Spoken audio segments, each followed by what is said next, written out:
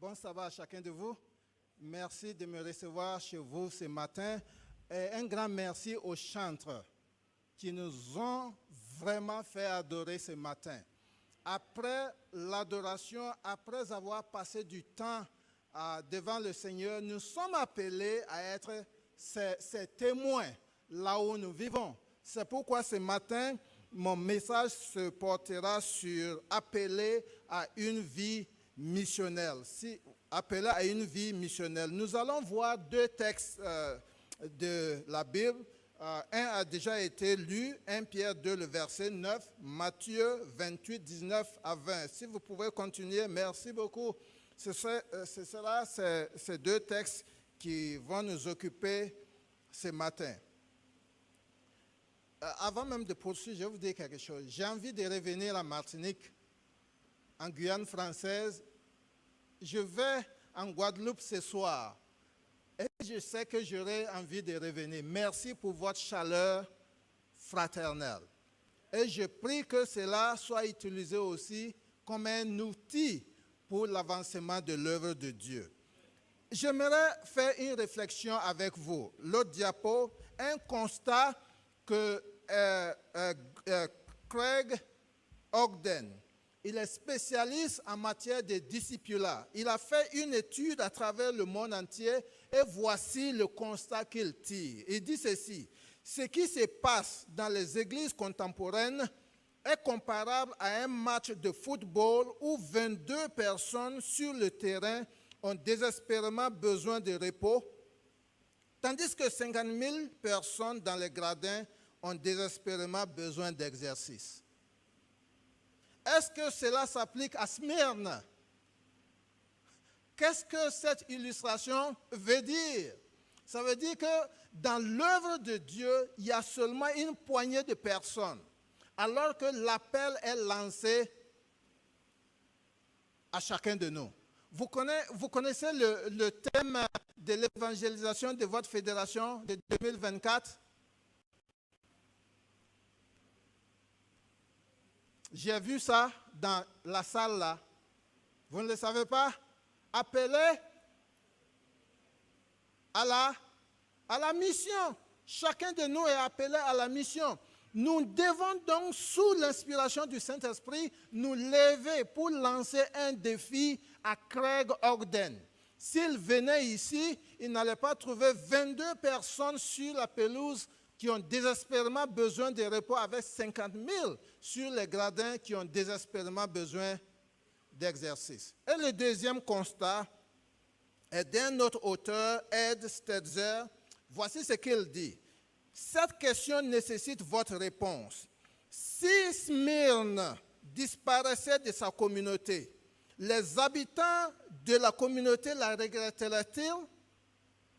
Si vous cessez d'exister en tant qu'église, en tant que temple Smyrne, est-ce que la communauté va regretter que vous ne soyez plus là? OK? Mais lui, il continue en disant, pour beaucoup, la réponse, bien que triste, mais vraie, est non. Personne dans la communauté ne regretterait l'église parce qu'elle a eu peu d'impact sur la communauté. Je vous pose cette question. Quel impact avez-vous sur votre communauté? Vous venez le samedi, vous ouvrez les portes, vous chantez, vous partez. Quel est votre impact sur la communauté? Quand nous lisons de très près le Nouveau Testament, l'autre diapo suivante, nous voyons que chaque croyant est appelé. Chaque croyant est appelé sur la base de ses dons spirituels et sur la base de ses talents. Et nous trouvons la liste des dons spirituels dans Romains chapitre 12, Éphésiens chapitre 4 et 1 Corinthiens chapitre 12. Particulièrement 1 Pierre chapitre 4, le verset 10 dit « Chacun de nous a reçu au moins un don spirituel. » Connaissez-vous les vôtres? Et vous savez, si vous n'avez qu'un seul don, n'enviez pas celui qui a 10 dons. Travaillez fidèlement avec votre don. Il se pourrait qu'un jour, il plaise à Dieu de vous en ajouter. Nous trouvons cela dans la parabole des talents. Celui qui avait 10, il allait les mettre au profit, il a eu plus. Celui qui avait eu 5, il a eu plus. Vous savez ce que ça veut dire? L'échec au service du Seigneur ne vient que quand nous refusons de nous engager. Quand nous nous engageons, il n'y a pas d'échec. Et je vous invite à faire un inventaire de dons spirituels pour découvrir vos dons. Quand j'ai fait les miens, il y a plusieurs années, le pastorat, c'était le pastorat, l'enseignement et l'administration. J'ai cherché à donner le meilleur de moi-même à Dieu. Un jour, je suis revenu faire l'inventaire de mes dons spirituels. L'enseignement primait sur le pastorat d'église. Et c'était exactement le moment où, en 2013, le Seigneur m'a fait transitionner, a fait une transition pour que j'aille dans l'enseignement.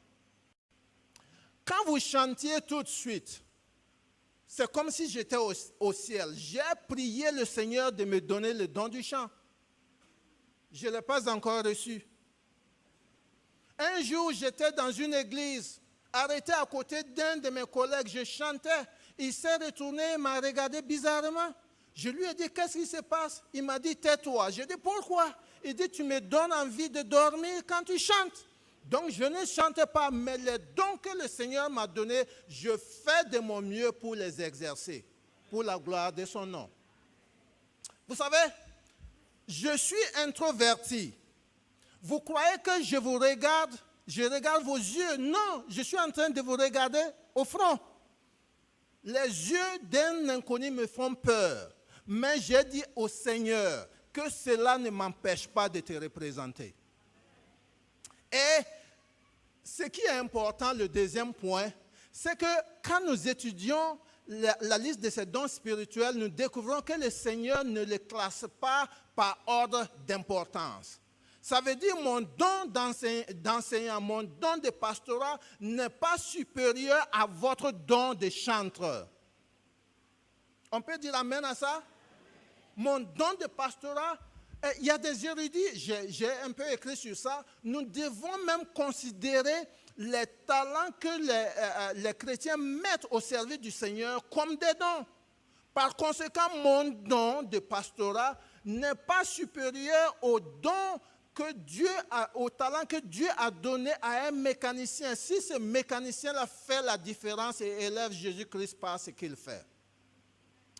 Et l'autre point important, quand vous étudiez Romains chapitre 12, Éphésiens chapitre 4 et 1 Corinthiens chapitre 12, vous découvrirez que il n'y a pas de don spirituel qui soit spécifique à un genre. Vous voulez que je me répète?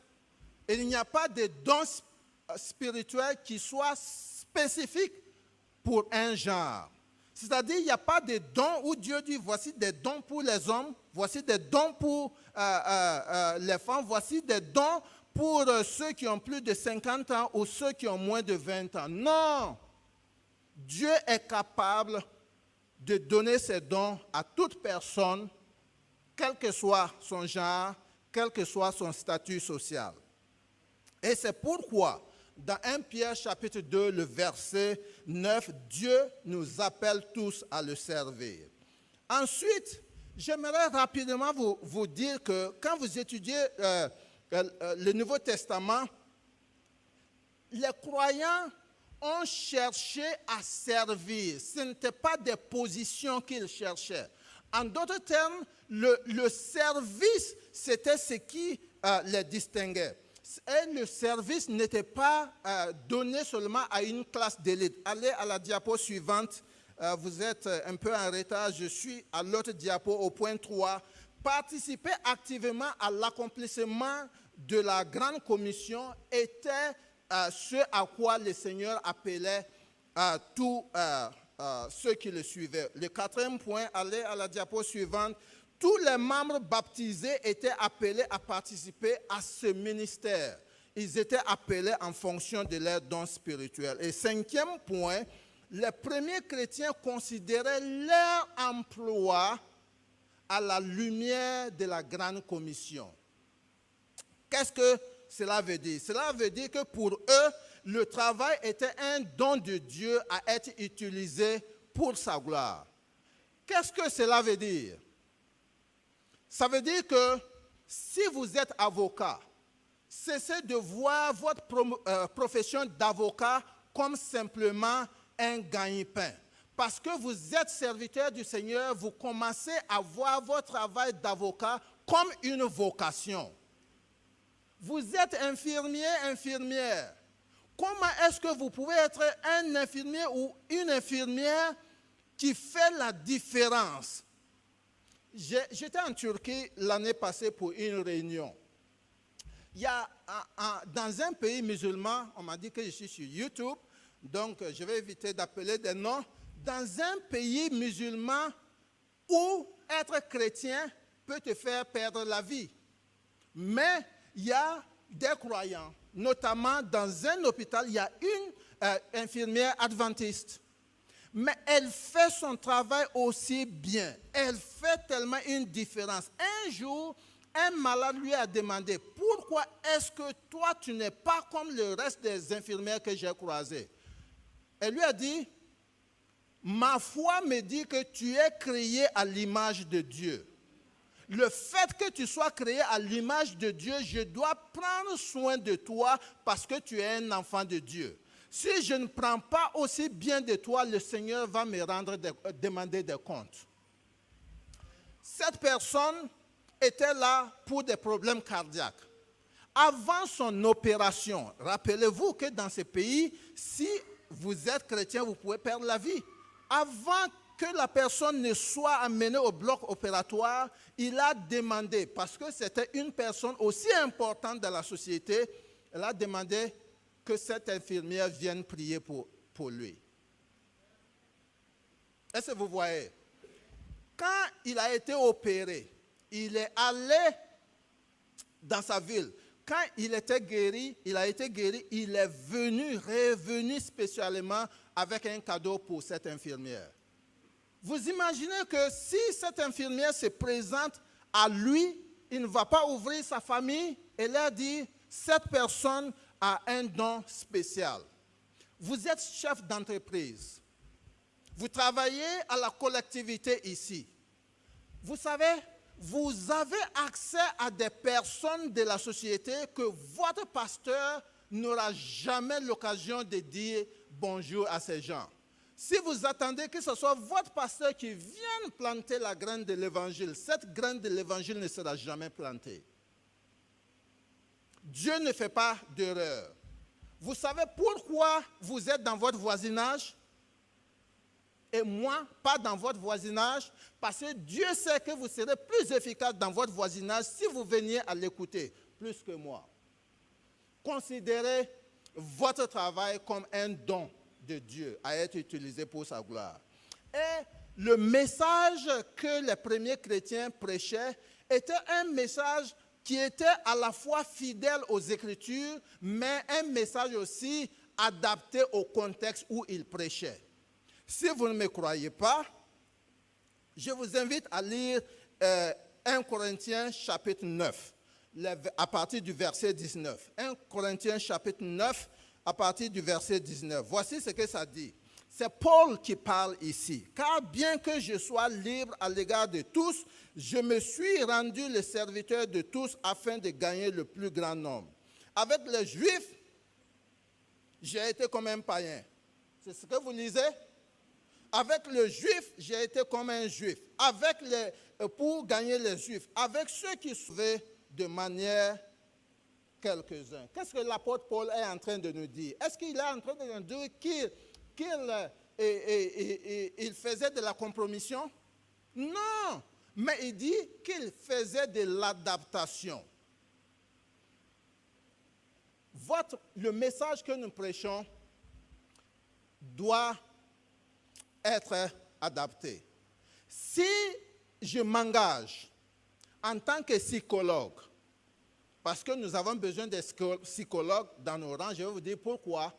Si je m'engage dans l'évangélisation et je fais la connaissance de quelqu'un qui a été abusé sexuellement à son enfance, cette personne-là, premièrement, n'a pas besoin de l'enseignement sur le sanctuaire céleste. Jésus est au ciel et moi, je suis en train de souffrir les séquelles de cette agression. Que les psychologues parmi nous viennent aider afin d'aider cette personne à décompresser et à guérir. Quand la personne sera guérie de son traumatisme émotionnel, la personne sera plus adapte à écouter votre prédication sur le sanctuaire céleste. Vous me dites, vous me rendez visite. Et aujourd'hui, j'ai appris qu'il y avait des mouvements ici contre la vie chère. Je n'arrive pas à nourrir mes enfants. Et vous me dites que les rues du ciel sont pavées d'or et d'argent. Je vais vous montrer la sortie. Vous voulez que moi je meure de faim en entendant de marcher sur des voies pavées. Jésus a multiplié le pain et la nourriture. Et il nous a dit, vous aurez toujours des pauvres avec vous et c'est à vous de prendre soin d'eux. Notre message doit être adapté, doit être fidèle aux Saintes Écritures, mais aussi adapté au contexte dans lequel nous présentons ces messages. Et j'ai déjà cité 1 Pierre chapitre 4 qui dit que nous avons tous reçu un don spirituel et c'est à nous de l'exercer. Je vais vous faire découvrir un autre texte, c'est celui d'Éphésiens chapitre 4 verset 12. Ouvrez avec moi Éphésiens 4 verset 12. La diapo est en retard, je suis à l'autre déjà. Éphésiens 4, le verset 12 nous dit, il a donné les uns comme apôtres, les autres comme prophètes, les autres comme évangélistes, les autres comme pasteurs et docteurs. Pour quelle raison? Pour quelle raison? Pour le perfectionnement des saints en vue de l'œuvre du ministère et de l'édification du corps de Christ. Qu'est-ce que ça veut dire? Si quelqu'un parmi nous ici, que vous soyez pasteur, ancien, diacre ou membre sans position dans l'Église, si vous n'exercez pas votre don spirituel et dans l'Église et hors de l'Église, vous faites du mal à l'Église. Je vais vous poser cette question. J'ai appris que le sport national de la Martinique, c'est le football. Vrai ou faux? Quel est le plus grand joueur martiniquais? Vous connaissez son nom? Il n'y a pas de grand joueur martiniquais, joueur de football? Vous savez pourquoi vous ne connaissez pas son nom? Peut-être vous ne vous intéressez pas au football. Supposons que même vous connaissiez son nom. J'allais vous lancer un défi que celui-là ou celle-là n'est pas le plus grand joueur. Vous savez, si vous allez à un match de football en Martinique, le plus grand joueur n'est pas sur la pelouse. Il est dans les gradins. De là, il donne l'ordre aux joueurs. Mais mettez-les sur la pelouse. Qu'est-ce qui va se passer? Rien du tout. Vous savez pourquoi? Quand vous êtes passif, vous critiquez de façon destructive. Si vous êtes passif, c'est là où vous avez le temps de critiquer et de façon destructive. Il n'y a pas de don de critique. Nous devons tous œuvrer pour le perfectionnement de l'Église. La diapo suivante, Ellen White nous apprend comment vivre une vie missionnelle. Voici ce qu'elle dit dans le ministère de la guérison, page 33. La véritable éducation est un apprentissage, quoi? Missionnaire. Elle continue à dire, tous les fils et toutes les filles de Dieu sont appelés à se mettre à son service, au service du prochain. Qui se croit fils et fille de Dieu ici? Ah, gloire à Dieu. Et elle nous dit que c'est un privilège qui est accompagné d'une responsabilité. Et cette responsabilité, c'est de nous mettre au service du Seigneur. Nous devons donc nous poser la question aujourd'hui. Est-ce que nous nous sommes mis dans le service du Seigneur? Laissez-moi vous dire quelque chose. Se mettre au service du Seigneur est toujours un sacrifice. Quand j'ai quitté le ministère pastoral pour aller pour d'autres études, je n'étais pas sponsorisé. c'était très dur. Un jour, c'était tellement dur. Un jour, je sortais de la maison, ma femme m'a présenté le dernier, comment ça s'appelle, ce qu'elle allait préparer, c'était notre dernier repas parce qu'on n'en avait plus. J'étais effaré. Je l'ai simplement regardé, quelque chose est sorti de ma bouche sans que je ne prémédite cela. J'ai dit gloire à Dieu. Si Dieu m'a fait venir à Andrews pour étudier, et nous avons prié avec foi, et on avait la conviction que Dieu nous appelait là. S'il a fait cela pour nous et pour nous abandonner, gloire à son nom. Peut-être cela va contribuer à l'avancement de l'évangile. Nous avons failli plier bagages, repartir au Burkina. Parce qu'au Burkina, nous étions sur la liste de qui est qui, who is who. On était quelque part. Mais gloire à Dieu, nous n'avons pas plié bagages. Si j'avais plié bagages, retourné au Burkina, je ne serais pas ici aujourd'hui en train de vous parler parce que je ne serais pas professeur à Andrews University. Est-ce que vous voyez? Quand Dieu vous lance un appel, il ne dit pas que vous allez marcher sur des roses, mais il vous assure qu'il sera là avec vous, même quand vous traversez des moments difficiles. Ne jetez pas l'éponge, parce que vous n'êtes pas votre entraîneur. C'est Dieu qui est votre entraîneur et Dieu ne jette jamais l'éponge. Jamais. Et avec Dieu, il n'y a pas de retraite. Certains d'entre vous sont à la retraite. Vous savez pourquoi vous êtes à la retraite et que l'État vous paye? Pour que vous ayez plus de temps pour vous mettre au service du Seigneur. Voyez la retraite de la sorte. C'est un recommencement. On vous permet de vous réinventer. Quand vous travaillez, vous dites, oh, je n'ai pas le temps. Maintenant, le Seigneur vous donne le temps. Vous savez pourquoi il y a les vacances scolaires? Ce n'est pas seulement aller nous amuser. C'est profiter de cela aussi pour servir le Seigneur. Quiconque décide de suivre le Seigneur s'engage immédiatement à être un missionnaire avec lui. C'est ce que la sœur White nous dit. Après avoir étudié de très près Matthieu 28, 18 à 20, qui dit « Allez faire de toutes les nations des disciples ». J'ai étudié ce texte de très près. En réalité, voici la traduction qui peut s'appliquer à nous. Vous pouvez continuer. Ce texte dit « Allez faire de toutes les nations ». Ce n'est pas « Allez faire de toutes les nations », ça dit « Alors que vous vaquez à vos occupations quotidiennes, faites des disciples parmi les personnes avec lesquelles vous interagissez. » Vous allez faire des courses?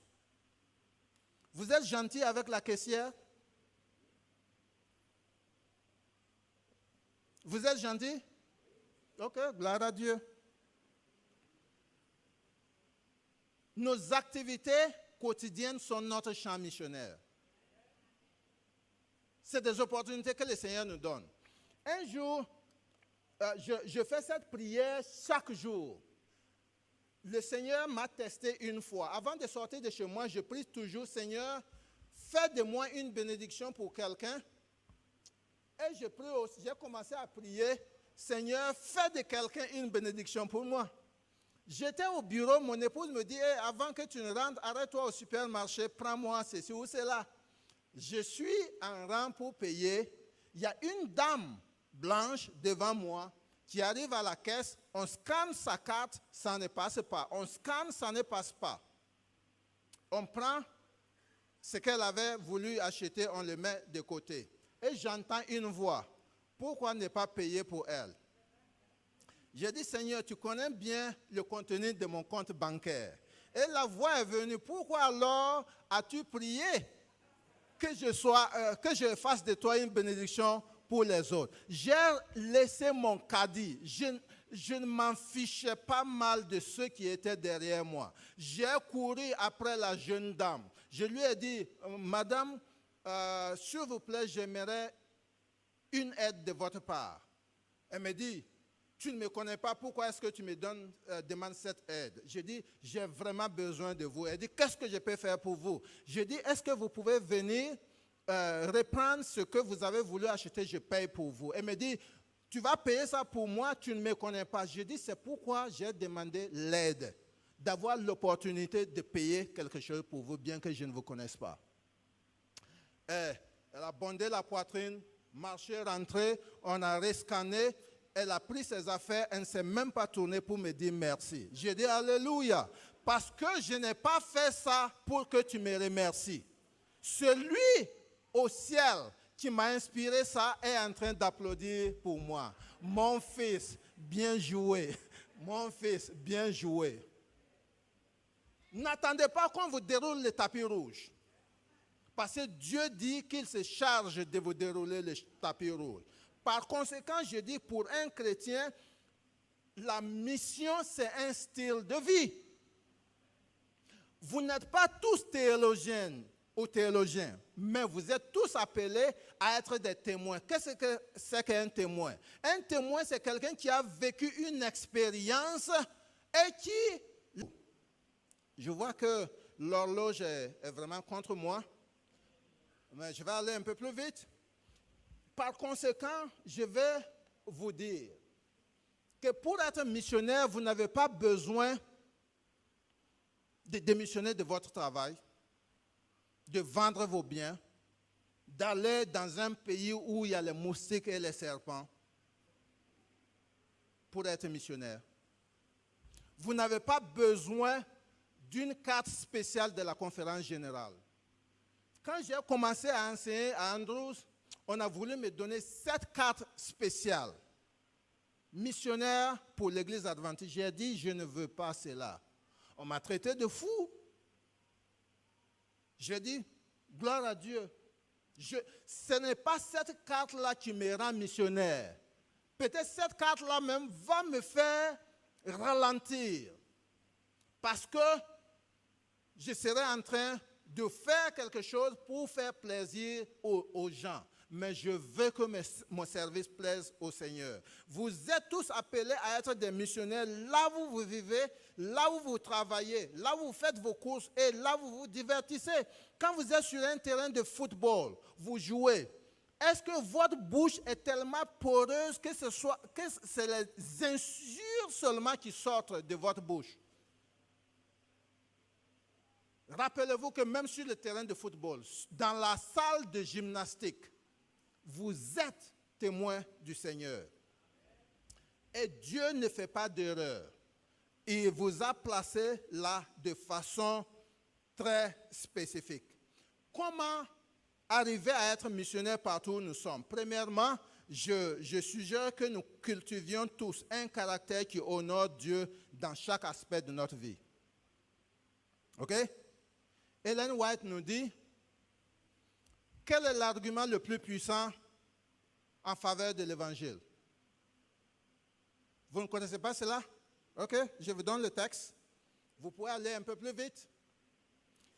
Elle dit dans Ministère de la guérison, page 405, l'insigne du chrétien n'est pas extérieur.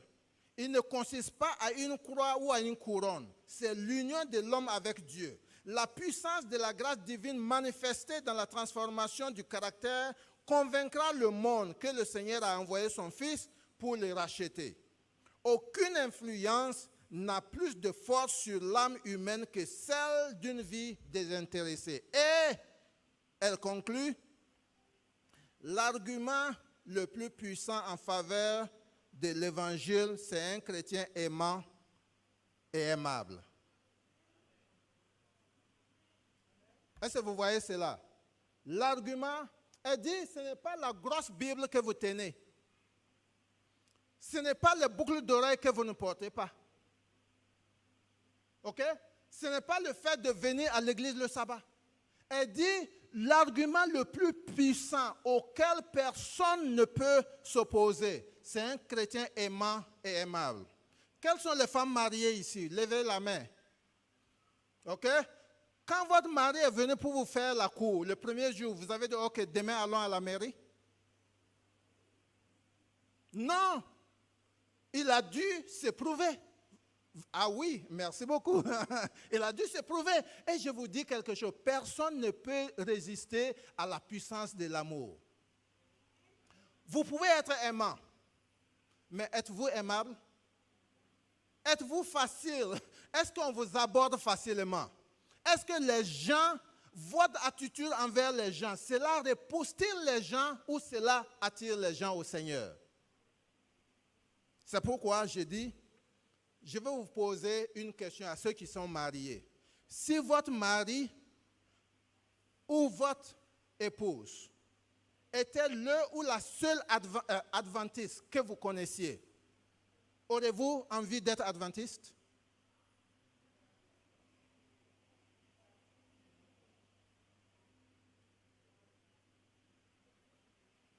Notre foyer, c'est le premier champ missionnaire. Parce que nous laissons un exemple pour nos enfants. Un caractère, nous devons développer ces caractères qui honorent Dieu. Là où nous travaillons, nous devons faire tout pour être quoi? Les meilleurs. OK? Vous êtes français. Je vous cite Saint-Exupéry qui dit que si tu es balayeur de rue, balaie si bien la rue que quand tu ne seras plus, quelqu'un vienne s'arrêter là et dise, ici vécut quelqu'un qui balayait si bien la rue. C'est-à-dire, la façon dont nous approchons le travail, cela doit être quelque chose de missionnaire. Quand on cherche la personne la plus honnête de votre département, de votre bureau, on vient vers vous? Est-ce que c'est vers vous qu'on vient? La personne la plus honnête, la personne la plus committed, la plus engagée pour son travail. Est-ce que c'est vers vous qu'on vient? Si ce n'est pas vers vous qu'on vient, ça fait des problèmes. Quand j'ai commencé à enseigner à Andrews, pas dans ma faculté, mais hors de ma faculté, quand nous allions en réunion, certains doutaient de mes compétences parce que je suis noir. Je suis le premier Africain noir à être embauché comme professeur dans ma faculté. Vous savez quoi? Il y a un proverbe chez nous en Afrique qui dit que si tu oses dire que le lièvre a des grosses oreilles, tu as raison, mais pas totalement. Tu dois aussi ajouter que le lièvre court vite. Parce que seulement ce n'est pas que les grosses oreilles, mais le lièvre sait courir. J'ai demandé au Seigneur de relever le défi pour qu'on sache que l'Africain peut être habité du Saint-Esprit et le Seigneur peut l'occuper, peut l'utiliser. Mettez les autres au défi aussi. Pensez ce que vous voulez de moi. Vous perdez le temps. Vous savez pourquoi? Parce que vous avez votre opinion et ce qui est le plus important, c'est ce que moi je fais de votre opinion. Je sais qui je suis. Je suis créé à l'image de Dieu. J'ai été racheté par le Seigneur. Quand je suis né, je ne sais pas pourquoi mes parents m'ont amené. Je suis né dans une famille musulmane. Je ne sais pas pourquoi mon père m'a amené chez l'imam pour me donner le nom Boubacar. Mais dans son étymologie, le mot Boubacar veut dire, le nom Boubacar veut dire serviteur du Seigneur, en mission pour Dieu. Vous faites ce que vous voulez. Vous ne pourrez pas me ralentir. Vous savez pourquoi? Je sais qui je suis et je connais la personne à qui j'appartiens. Cela me suffit. Si ce que vous dites de moi est objectif, je vais prendre note et je vais changer. Mais si c'est pour me ralentir, vous perdez le temps. Vous perdez le temps. Ce matin, je vous laisse avec une promesse. Ouvrez tous la Bible. C'est le dernier texte. Ouvrez tous la Bible. 1 Corinthiens 15, le verset 58. 1 Corinthiens 15, le verset 58. Je suis en train de lire la version de Second 21. Ce n'est pas aussi différent de Louis II. 1 Corinthiens 15, verset 58. 1 Corinthiens 15, 58. Vous avez? Et je fais une promesse. Si vous voulez mon sermon en intégralité, je vais le partager avec votre pasteur. Pasteur Rethel va envoyer à votre pasteur ou à l'ancien, quand on va sortir, vous pourrez, si vous contactez cet ancien, il est assis derrière. Si vous n'avez pas mon sermon, c'est lui, ok? Il pourra vous le donner en intégralité parce qu'à cause du temps, j'ai dû sauter à certaines diapos. Mais la promesse est là. Ainsi, est-ce que nous pouvons lire ça ensemble? Si, mes frères bien-aimés, soyez fermes, inébranlables, travaillez de mieux en mieux à l'œuvre du Seigneur, sachant que votre travail n'est pas sans résultat dans le Seigneur. On peut dire Amen? Je vous explique. Ce texte nous dit que nous sommes perdants si nous ne travaillons pas pour le Seigneur. L'échec vient que quand on refuse de s'engager. J'ai eu un ancien d'église. Vous savez comment est-ce qu'il est devenu adventiste? Il y a un monsieur qui lui donnait des études bibliques. Il dit, il se pourrait que tu traverses des moments difficiles, mais j'aimerais que tu cesses de douter de l'amour de Dieu pour toi. Parce qu'il est dit dans Jean 3, verset 16, que Dieu a tant aimé le monde. Et toi, tu fais partie de ce monde. Il lui disait, ouvre à la page 520. Un jour, le monsieur s'est rendu compte que le frère adventiste qui lui donne les études bibliques ne sait ni lire ni écrire. Mais il a eu un don spécial. Il pouvait mémoriser non seulement les versets, même les pages. Son enfant l'a aidé. Et quand l'autre à qui on donnait les études bibliques s'est dit, mais si ce type qui ne sait ni lire ni écrire connaît les choses de la sorte, moi je dois me mettre au pas. Donc ne dites pas que vous n'êtes pas qualifié. Le Seigneur a qualifié chacun de vous. Il se pourrait que dans ce monde, l'autre partie du verset, il se pourrait que dans ce monde, personne ne vous déroule le tapis rouge. Mais Dieu est en train de vous dire, ma soeur, ne vous en faites pas. Leur tapis va se salir. Moi, je te réserve un tapis. Et ce n'est pas des bénédictions seulement quand Jésus va venir. Mais observez bien, vos bénédictions, il se pourrait que ça ne soit pas en argent. Peut-être en bonne santé. Peut-être ce n'est pas en bonne santé, mais c'est la paix du cœur. Rien ne peut acheter la paix du cœur. C'est la bénédiction. Comptons nos bénédictions et que cela serve de tremplin pour un plus grand engagement à servir le Seigneur. Que Dieu nous bénisse.